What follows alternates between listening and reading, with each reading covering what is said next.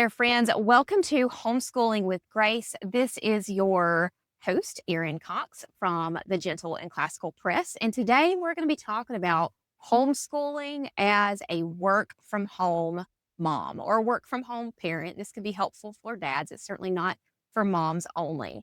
So, a little context is that we have been running the Gentle and Classical Press for 7 years. This is our seventh year, this year of Jubilee for us that we've been in business for this long. My husband has been working alongside me in this business for 3 years, and our eldest daughter joined us just about a year ago as well. So it is a full family business. I work anywhere from 15 to 30 hours per week, depending upon the year and the project and the season that we are in.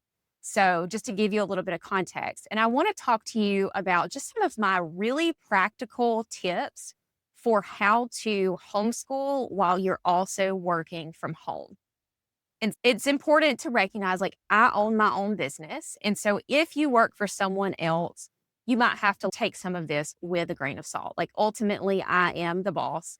And while God called me to write and publish curriculum and hopefully helpful and encouraging content, He did not call me away from the original calling of being a mom and being a homeschooling parent. So I am first and foremost a homeschooling mom and a wife. And then after that, I also happen to run this business. And defining that and articulating that and keeping that at front of mind has been very important for me. I have struggled, or I did struggle. I think I've mostly passed some of that struggle, but for several years, I had a very hard time not falling into workaholicism. It is my natural tendency to hyper focus on stuff. I do have ADHD. And so whenever I get obsessed with an idea, like it's really all I think about, and the people around me disappear. And when you homeschool and you work from home, everything is just at home, right? And so it's just home. You're never away from either one of your kind of jobs as a homeschooler or as whatever your job is because it's from your home. And so I think it's a unique situation. I think you have to be gracious towards yourself. You have to recognize your limitations. And I think that if you're struggling with it, it's important to recognize that's okay and that you're going to struggle with it until you get some things worked out. And maybe you need to work through some things. For me, I was very anxious, especially when my husband left his job, that if I did not work enough, then we would not be provided for financially. It felt like everything was on me.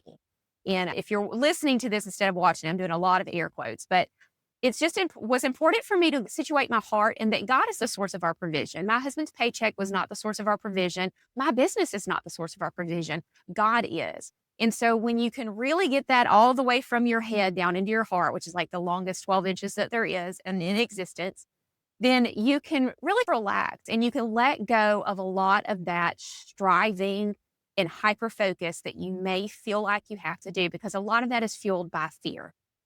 So I guess that's number one is let go of the fear. You can do this. It is going to take a lot of tinkering. And I think this is becoming commonplace. A lot of moms that are I don't know if it's a lot or many or most, have no idea, but surely many mothers are trying to find a way to bring in some extra income while they're homeschooling their children for a variety of different reasons. And then you also have moms that they have a career or a business, and now they feel called to homeschool. I homeschooled and started a business, but there's also women, many of you you have a business or you have a career, and now you're having to add homeschooling to that. So I think probably the second tip, other than whatever I've already said, I've wrote numbers down, but we see I didn't stick with it. I need to write something else down here. We're going to talk about resting and breaks here in just a minute. Okay, no matter which angle you're coming from, whether you were already in a career and now you're homeschooling, or you were homeschooling and you're needing to add a career or a business of some sort, your children's education is still your first job. Full stop. If you are home educating your children, their education, their opportunities for socialization, which is not nearly as big as everybody thinks that it is, but it is real. Those things are still your responsibility. You're taking on the ownership of that. And that still has to be job number one. So that's the first thing I want you to recognize is that homeschooling is a career, right? Like you are a homeschooling parent, you are a teacher, and you can take that in any direction that you can be any kind of teacher that you want. So you can be a super chill teacher, an unschooling teacher, a classical teacher, a Charlotte Mason teacher. You can do whatever you want to as far as that, but you have to still take it very seriously as if it is your job because your children's academic career and their academic future rest heavily upon what you do and what you do not do. So there's an imperative there that we have to take it very seriously and we have to do stuff. Okay. That doesn't mean you have to do everything. And that's the second thing. So treat it like a job. It is your first job and it comes first. But also recognize that because you also have a second job, which might be 10 hours a week, it might be 30 or 40 hours. You could be working full time and homeschooling your children. Based upon how much you're working, what homeschooling looks like for you will be drastically different than for someone who doesn't have any outside obligation other than their family. They're just focusing on homeschooling. You have less time to plan, you have less time to implement, you have to be a little bit more rigid about your schedule, especially if the job that you have has any kind of set times and stuff. Stay off Instagram looking at people who their only job is to homeschool their children and then make it look really good for social media. I'm glad those women do what they do. I love to be inspired. I love to be influenced by something new, right? That's all really fun. But if you are struggling with comparing all the subjects that they do in a day and all the activities that they do and all the social things and all the things it seems like their kids seem to be involved in, if you're comparing that to what you're capable of doing when you still need to put food on the table for your family, you've got to get out of that scenario and just turn that off and get away from the stumbling block and just focus on the fact that it is a reality that you will need things to be easier. You will need them to be more simplified and you'll need to cut some things. You cannot do what everybody else does. You just can't because you have more time consuming obligations aside from homeschooling. So don't compare your situation to someone else's because there's probably like drastically different. So you have to have a plan. You have to be more diligent about having a kind of a schedule. And when I schedule, I like time blocks. I've changed this many times over the years. Sometimes we've been in a season where I like to get up and focus on school and then do some work stuff in the afternoon. And sometimes I like to get up and go ahead and get my work stuff done and then do school stuff in the afternoon. Maybe you work in the evening. I've definitely had seasons when my boys were babies and my girls were in high school and middle school that the only time I had to work on my website or write curriculum was at 7, 8, 9 o'clock at night. So it just depends upon what you need to do and what all you need to accomplish. But you need to figure it out and at least for a season, stick with that schedule. You need to have a plan. And even more important than having the plan is guarding the plan. Our loved ones can be real sources of derailments at times. I don't particularly struggle with this. Like sometimes it becomes an issue, but oftentimes, like rarely it does not. But I know a lot of people that do struggle with people in their life treating them that because they're at home, they're available. If you are at home educating your children, you are unavailable. Your phone should be turned off or on silent or whatever you need to do so that it is not a distraction. And if you have people that are bothering you or needing you when you need to be doing school, you have to set boundaries. You have to lovingly enforce your boundaries because your children's education is important and you don't deserve the guilt that you experience from not being able to implement their education because someone else won't respect the fact that you have 2 jobs that you need to complete in a day. And so guard your time.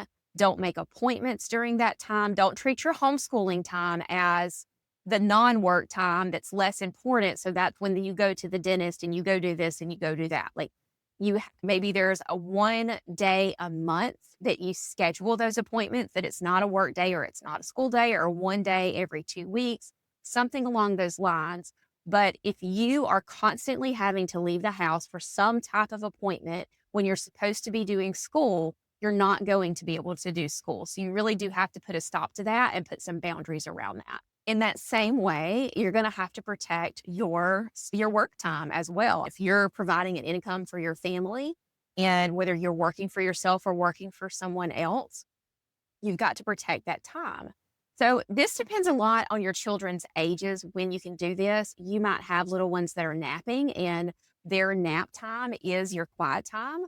So maybe you're struggling with kids getting up or interrupting you when they're supposed to be napping.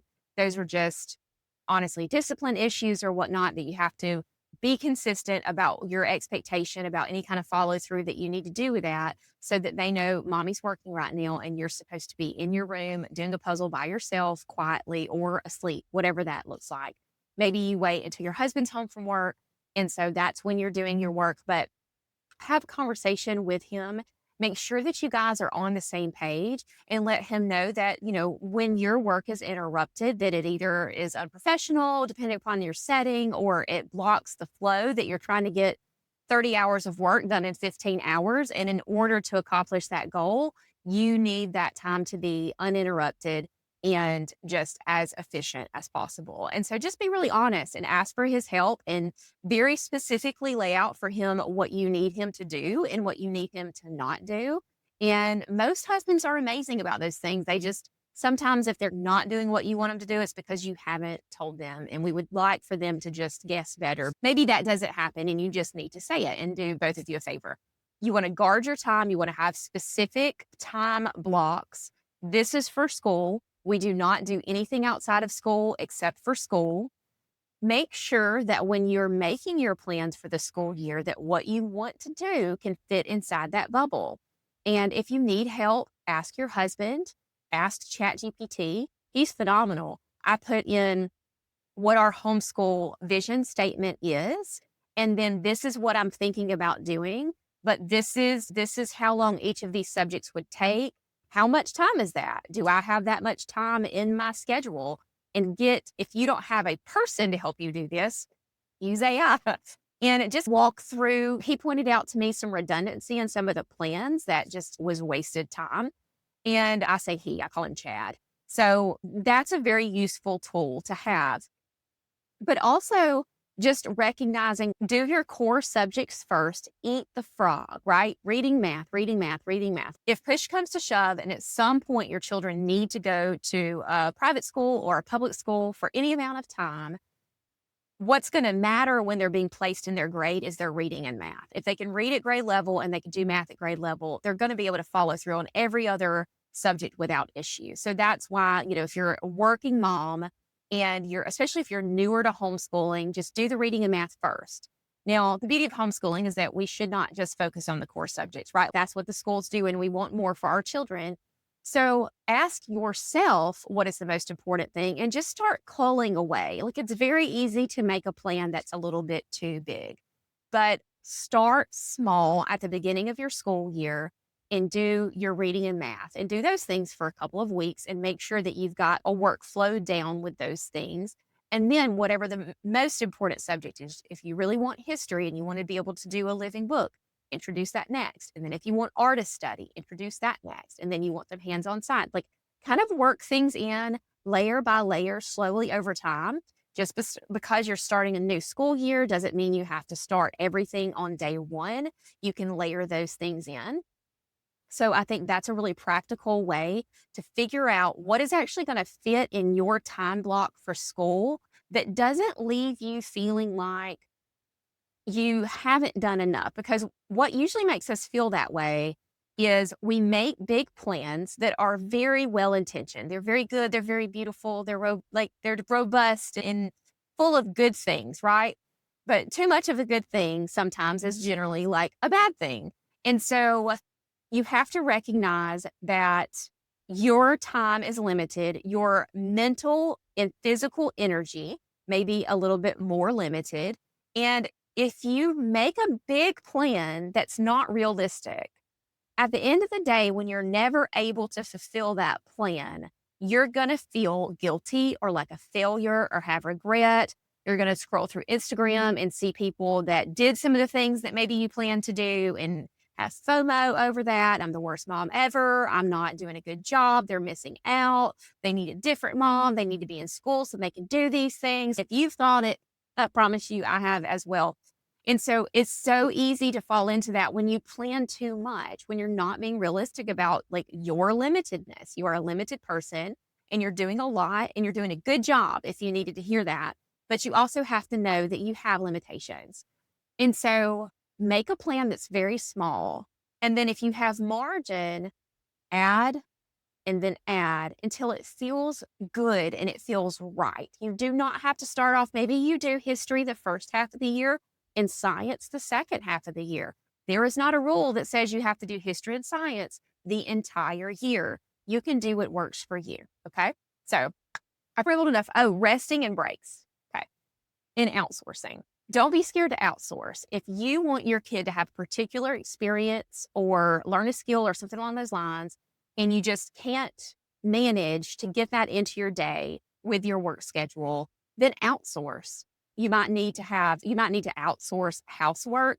You might need to outsource transportation. You might need to outsource a particular subject like math or reading instruction or something along those lines.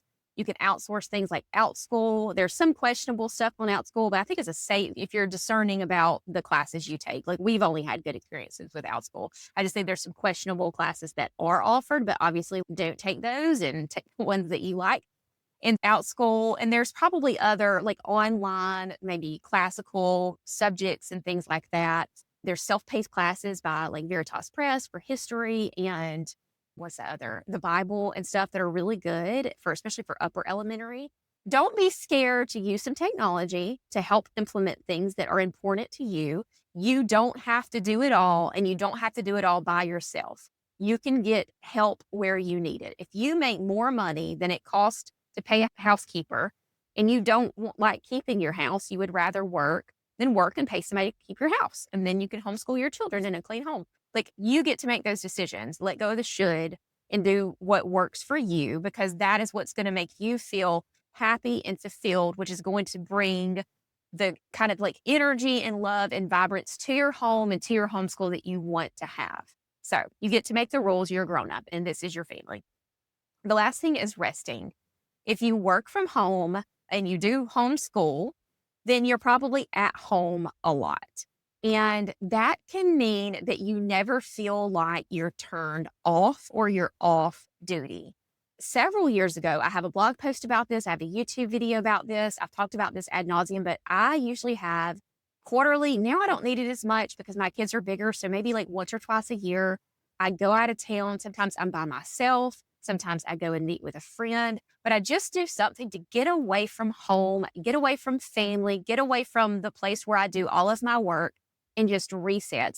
And when I was in my younger years and my kids were little, I would just sleep and I would go to the potty by myself, no little fingers under the door. And I would order whatever food I wanted. I would just lay in a bed and veg out and rot and watch YouTube videos, a farmhouse on Boone's. I would be very motivated to do better things when I got back home. But I spent a lot of time in God's word. I spent a lot of time in worship and I would journal and I would pray. It was very intense, kind of spiritual retreat, but also physically resting for me. There's an entire video on YouTube about homeschool mom vacations alone. If you want to search that or find our YouTube channel that talks about how and why. But for me now, it's more that I just might go spend a day out of the house by myself, not running errands. I'm not going to do anything that's like work related. I'm going to go sit maybe at Starbucks or whatever, or local coffee shop. And I'm going to wander around Target and I'm going to try some cute things on and go to Marshall's and Home Goods and just piddle. We just call it piddling. I don't know if that's a Southern thing, but I just go piddle around by myself and it's quiet and I can think my thoughts and have a little bit of downtime and time away from my family. Anyway, this is 20 minutes already, so I'll be quiet, but have a plan. Guard your time, guard it, put up boundaries, implement those boundaries. You can do that with grace and truth together, balanced, and protect your time, outsource things, start small and go a little bit bigger, not being scared to ask for help, not being scared to have different things that like are people helping you. Maybe you find a co-op or something that's a drop off so you can drop your kids off at that once a week and get a lot of work done during that. Play dates and things like that, sports practices, be honest with your husband, communicate with him about what you need him to do. in a very practical and action oriented way. You will both be really thankful that you did that. And then just enjoy that you have the beauty and you have the freedom to either run a business or provide for your family in some way, alongside also having the honor and the privilege of educating your children at home. And let go of all the expectations, be real, accept your limitations, and you're going to enjoy it. And it's going to be beautiful, and it's going to be hard, and it's going to be different than what other people do. But you can do this, and you can do it well. You just have to have some good boundaries in place and be disciplined and consistent and grow in discipline and consistency over time. Anyway, thank you for joining me for this episode of Homeschooling with Grace, and I pray that you have a blessed day.